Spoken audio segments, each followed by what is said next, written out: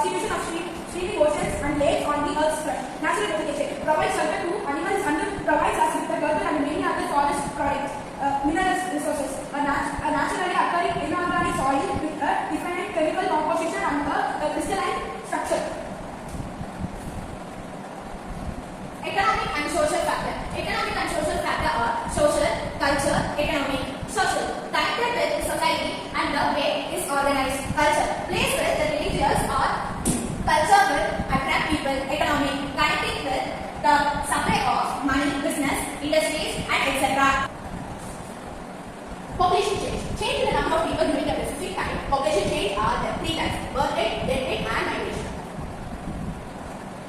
Birth rate, death rate and migration. So, birth rate, the number of lives births per 1,000 people. The death rate, the number of deaths per 1,000 people. Migration is the movements of people and out of an area. And in migration there are two types: immigration, immigration. Immigration, the location of process of people leaving one country to reside in another.